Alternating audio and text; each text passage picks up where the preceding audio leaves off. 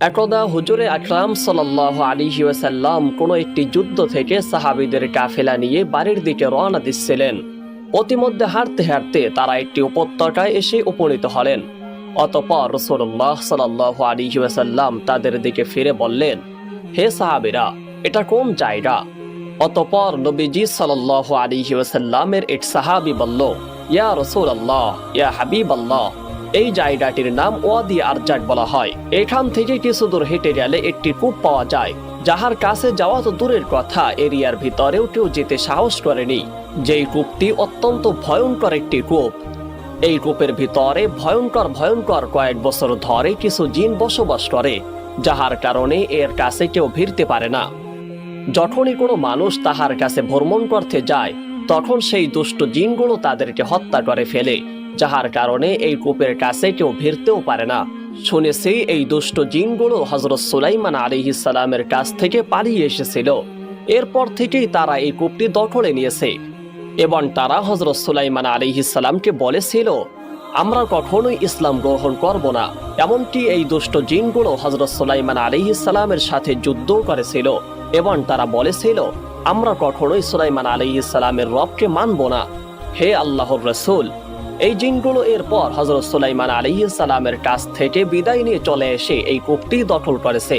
ফলে ইহার কাছে যাওয়া তো দূরের কথা, চতুর্পাশেও কেউ ফিরে না। যদি কোনো মানুষ ভুলক্রমে তাহার পাশ দিয়ে হেঁটে যায়, তবে সেই মানুষকে তারা নৃশংসভাবে হত্যা করে। হুজুরে আকরাম সাল্লাল্লাহু আলাইহি ওয়াসাল্লাম এমন কথা শুনে জবাবে বললেন, আচ্ছা, এই সেই জায়গা যেখানে দুষ্ট জিনটা বসবাস করে, যারা হযরত সুলাইমান আলাইহিস সালামের কাছ থেকে পালিয়ে এসেছিল এবং তারা অনেক সৈন্য সুলাইমান আলাইহিস সালামের নিহত করেছিল এবং তারা নিরীহ মানুষদেরকে অন্যায়ভাবে হত্যা করেছে। অবশ্যই যদি এমনটাই হয়, তবে এই জায়গা ফেলে তো আমি কিছুতেই যেতে পারি না, কেননা ইহার তো একটি সমাধান করে যেতেই হবে। যদি এমনটাই হয়, তবে তোমরা এখানেই দাঁড়িয়ে যাও, এর সামনে এক পাও তোমরা আর আগাবে না। যেহেতু তারা নৃশংসভাবে মানুষদেরকে হত্যা করেছে এবং আল্লাহ তাআলাকে আল্লাহ বলে স্বীকার করেনি, অবশ্যই ইহার একটি প্রতিকার তো করে যেতেই হবে, নয়তো আমরা এখান থেকে আর চলে যাব না। তোমরা এখানেই দাঁড়িয়ে পড়ো। হুজুরে আকরাম সাল্লাল্লাহু আলাইহি ওয়াসাল্লামের এমন কথা শুনে তাহার সমস্ত সাহাবীরা সেখানেই দাঁড়িয়ে গেল। তাহারা এক পা আর সামনের দিকে হাঁটল না। কিছু সময় পরে হুজুরে আকরাম সাল্লাল্লাহু আলাইহি ওয়াসাল্লাম বলেন, সফরের জন্য আমরা খুব পিপাসার্ত হয়ে পড়েছি। অধিক সফর করার কারণে আমাদের অনেক তৃপ্তি পেয়েছে। অতএব তোমরা এখান থেকে কিছু সংকট লোক সেই কূপের নিকটে যাও এবং তোমরা সেখান থেকে পানি নিয়ে আসো। হুজুরে আকরাম সাল্লাল্লাহু আলাইহি ওয়াসাল্লামের কথা মতো সাহাবীদের ভিতর থেকে একটি দল সেই জিনদের কূপের নিকটে যাওয়ার জন্য চেষ্টা করল।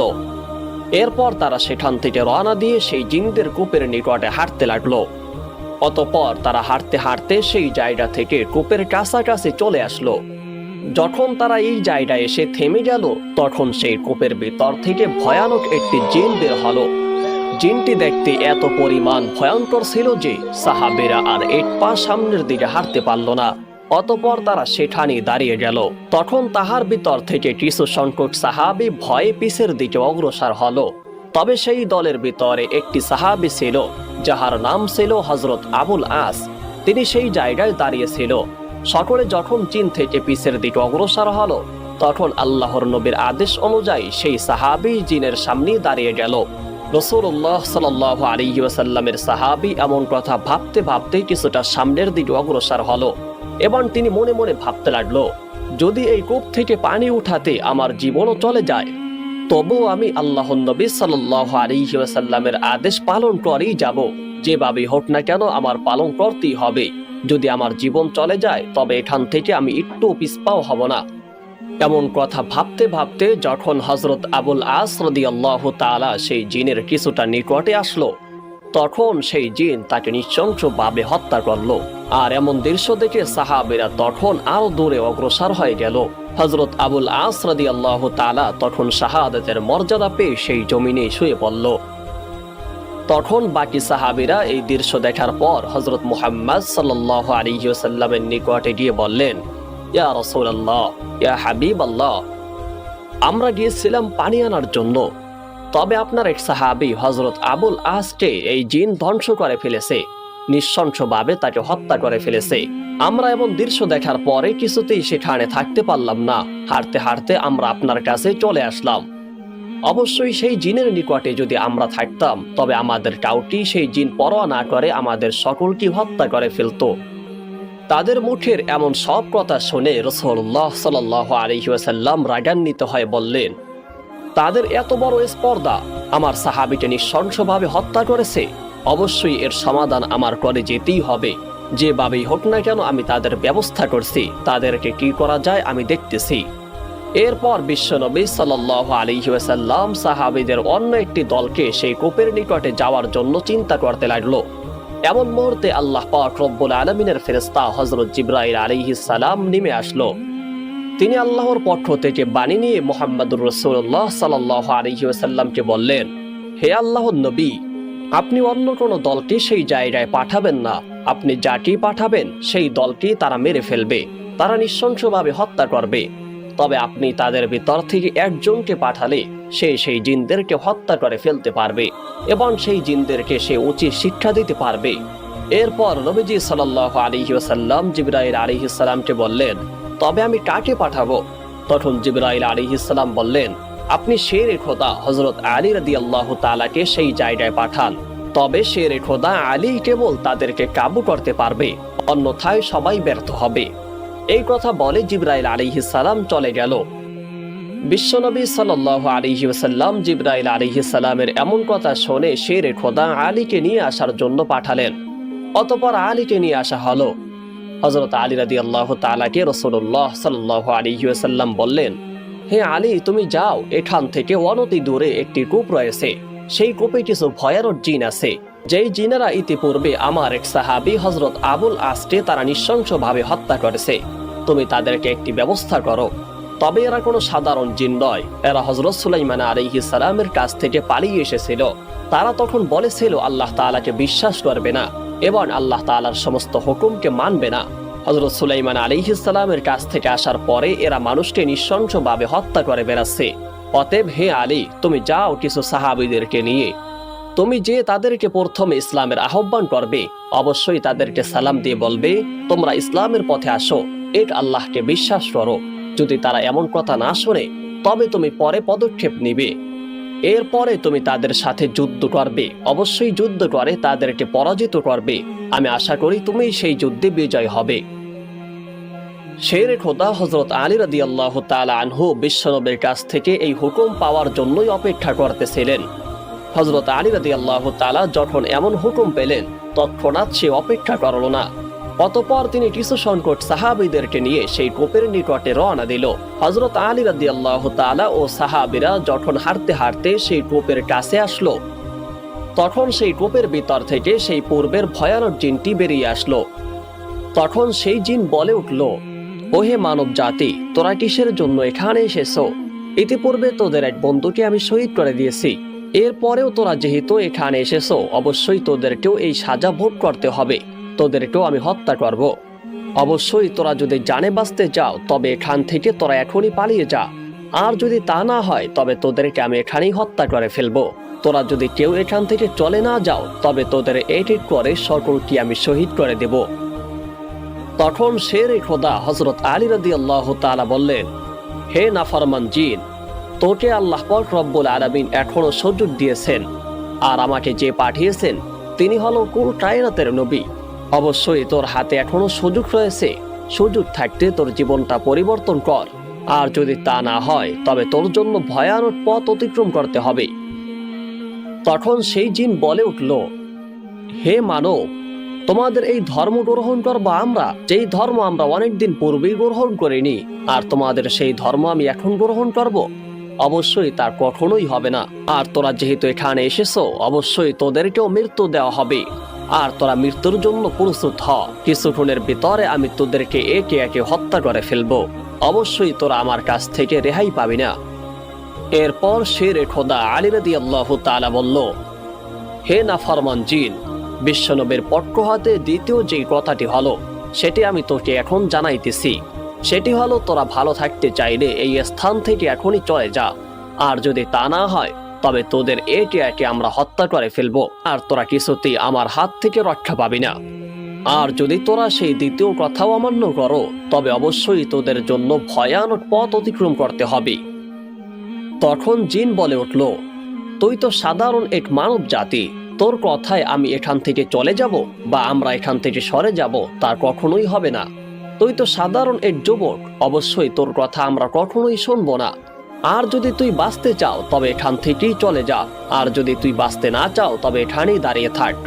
আর আমরা এখান থেকে কখনোই সরে যাব না, আমরা এখানে চিরকালই থাকবো। তখন শের খোদা আলী রাদিয়াল্লাহু তাআলা বলল, যদি তুই এই কথা অমান্য করো তবে অবশ্যই তুই যুদ্ধের জন্য প্রস্তুত হয়ে যা, তোর সঙ্গে আমি এখনই যুদ্ধ করব। তখন আলী রাদিয়াল্লাহু তাআলার জবাবে জিন বলে উঠল, হে মানব, তোকে আমি বহু সময় দিয়েছিলাম, কিন্তু তুই সেই সময় অতিক্রম করে ফেলেছ, আর তোর সঙ্গে আমি যুদ্ধ করব। তবে তুই আমার সঙ্গে যুদ্ধ করে পারবি? দেখি তোর বাহুতে কত জোর আছে। জিন হযরত আলী রাদিয়াল্লাহু তাআলা আনহুর উপর ঝাঁপিয়ে পড়ল। হযরত আলী রাদিয়াল্লাহু তাআলা আর দেরি না করে তখন তাহার হাতে থাকা সেই জুলফিকার তলোয়ার দিয়ে জিনকে দুই টুকরা করে ফেলল। অতঃপর এই ঘটনা যখন ঘটে তখন সেই রূপ থেকে জিনের এটি করে সমস্ত বাহিনী ওঠে। তারা এমন ভয়ঙ্কর চিৎকার দিয়েছিল, তাদের এমন ভয়ানক চিৎকারে পুরো এলাকায় শব্দ ছড়িয়ে পড়ল।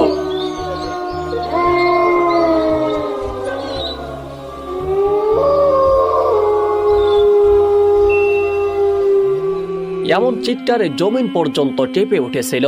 এমন দৃশ্য দেখার পরে শেরে খোদা আলী রাদিয়াল্লাহু তাআলা তখন সেখানে বসে পবিত্র কুরআনুল কারীমের ভিতর থেকে কিছু আয়াত তেলাওয়াত করল।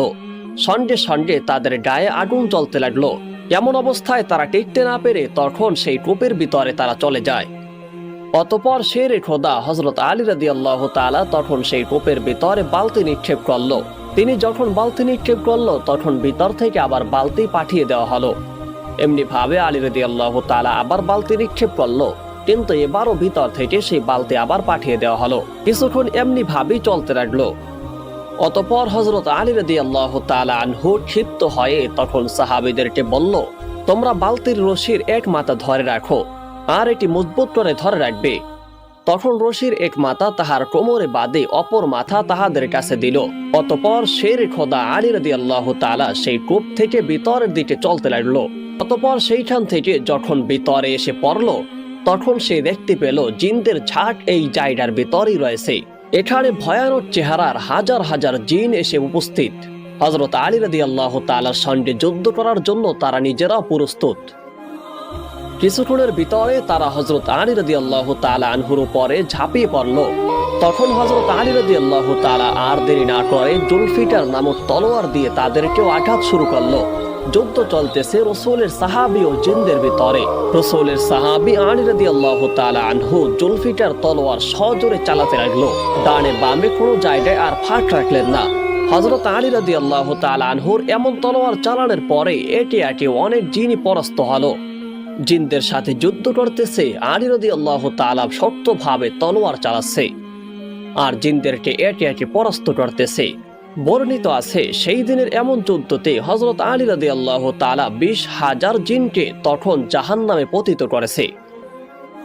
জিনের অপর একটি দল যখন দেখতে পেল জিন জাতিরা সবাই একে একে শাহাদাত বরণ করতেছে, যখন তারা দেখতেছে হযরত আলী রাদিয়াল্লাহু তাআলা এমন জোরে আঘাত করতেছে জিনরা কিছুতেই পেরে উঠতে পারছে না এবং তারা একে একে শাহাদাত বরণ করেছে, তখন তারা টিকতে না পেরে হযরত আলী রাদিয়াল্লাহু তাআলা আনহুর নিকট উপস্থিত হলো এবং তারা আত্মসমর্পণ করে ক্ষমা ভিক্ষা চাইলেন। এরপর তারা আরো বললেন, হে আলী, আমরা অবশ্যই আমাদের ভুল বুঝতে পেরেছি। আপনি আমাদেরকে যা করতে বলবেন আমরা তাই করতে প্রস্তুত আছি। আপনি আমাদেরকে হুকুম দিলে আমরা সেই হুকুম পালন করব। দয়া করে আপনি আমাদেরকে ক্ষমা করে দিন। আপনি আমাদেরকেও মারবেন না, অবশ্যই আমাদেরকে আপনি মাফ করে দিন। আমরা যেই ভুল পূর্বে করেছি তা আর কখনোই করব না। তখন হযরত আলী রাদিয়াল্লাহু তাআলা বললেন, তোমরা যদি তোমাদের ভুল আরো আগে বুঝতে পারতে তবে আমার এত যুদ্ধ করা লাগতো না। অবশ্যই তোমরা নিজেরাও শাহাদাত বরণ করতে না, আর তোমরা এত লোক মৃত্যু বরণও করতে না। অবশ্যই আমি তোমাদেরকে পূর্বে বলেছি তোমরা আমার সঙ্গে যুদ্ধ করো না, কেননা যুদ্ধ করলে তোমরা অবশ্যই পরাস্ত হবে, তাই তোমাদের যুদ্ধ করা উচিত নয়। কিন্তু তোমরা তা শোনোনি। আজ যেহেতু তোমরা শোনোনি তাই তোমাদের এই দুর্দশা। তখন জিনেরা বলে উঠল, অবশ্যই আমরা ভুল বুঝতে পেরেছি, আমরা পূর্বে যা করেছি তাহার কারণে আমরা লজ্জিত, অবশ্যই আপনি এখন যা করতে বলবেন আমরা তাই করব। তখন শেরে খোদা আলী রাদিয়াল্লাহু তাআলা বলল, আমি তোমাকে কিছুই বলবো না, আমি তোমাদেরকে শুধু এটুকুই বলবো, তোমরা সেই শান্তির পথ গ্রহণ করো, তোমরা কালিমা পাঠ করো এবং আল্লাহর বিধিবিধান অনুযায়ী তোমাদের জিন্দেগি পরিচালনা করো। আর তোমরা মুখে বলো যে লা ইলাহা ইল্লাল্লাহু মুহাম্মাদুর রাসূলুল্লাহ। তোমরা এর পর থেকে আর কখনোই মানুষকে কষ্ট দিবে না। আর তোমাদের এই কূপের পাশ থেকে যারাই যাবে তাদেরকে এমন কষ্টে যদি তোমরা ফেলো তবে অবশ্যই তোমরা আমার হাত থেকে কখনোই রক্ষা পাবে না। তখন সেই জিনের দলটি কালিমা পড়ে মুসলমান হয়ে গেলেন। অতঃপর তারা আল্লাহকে সাক্ষী রেখে বলল, হে আল্লাহ, হে দয়াময় মালিক, আপনি আমাকে মাফ করে দিন এবং আমাদের সকলের পূর্বের সমস্ত গুনাহগুলো আপনি মাফ করে দিন এবং আমরা ওয়াদা করেছি নতুন করে আর আমরা গুনাহে লিপ্ত হব না। হে আল্লাহ, হে মালিক, অবশ্যই আপনার সমস্ত হুকুম আহকাম মেনে চলবো এবং অবশ্যই আপনার রসুলের বিরুদ্ধে বলবো না এবং আপনার হুকুম আহকাম বিধিবিধান আমরা সর্বদাই পালন করব। আজকে থেকে আমরা ওয়াদা দিতেছি আপনার রসুলের কথা অনুযায়ী আমরা জিন্দেগি চালাবো।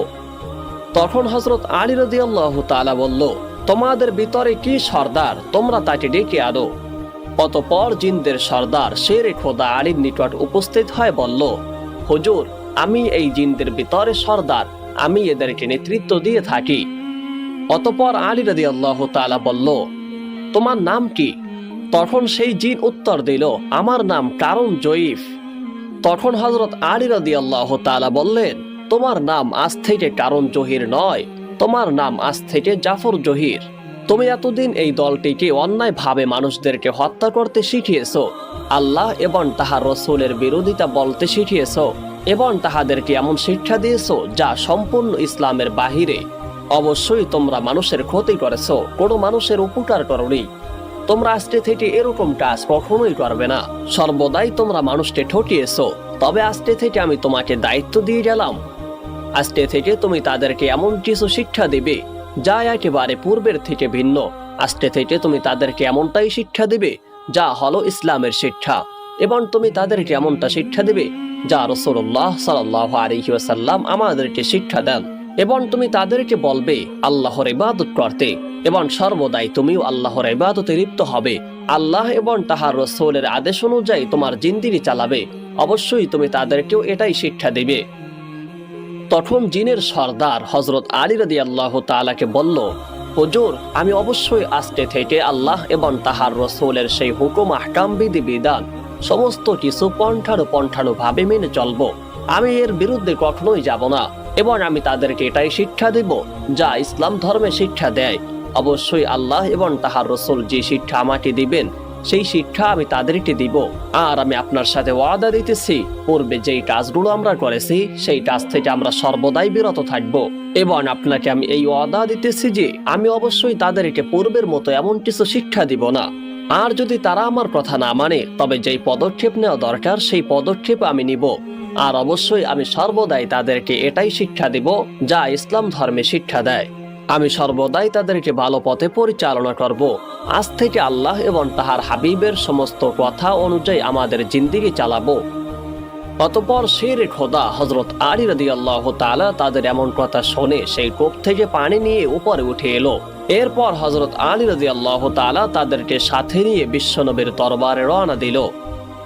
হাঁটতে হাঁটতে বিশ্বনবীর দরবারে উপস্থিত হয়ে বলল, ইয়া রাসূলুল্লাহ, ইয়া হাবিবাল্লাহ, আমি তাদের সঙ্গে যুদ্ধ করেছি এবং অসংখ্য হাজার হাজার জিনকে জাহান্নামের দরজায় পৌঁছে দিয়েছি এবং আপনার কথা অনুযায়ী আমি এই যুদ্ধে বিজয় হয়েছি এবং অবশ্যই আমি পানি তুলতেও সক্ষম হয়েছি।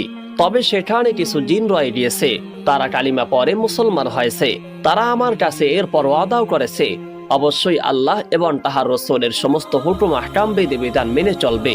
ইয়া রাসূলুল্লাহ, ইয়া হাবিবাল্লাহ, অবশ্যই তারা আল্লাহ তাআলার সমস্ত হুকুম আহকাম মেনে চলবে এবং তারা অবশ্যই আমাকে এটাও বলেছে আল্লাহ এবং তাহার রাসূল যা বলবেন আমরা সেই কথা অনুযায়ী জিন্দেগি পরিচালনা করব।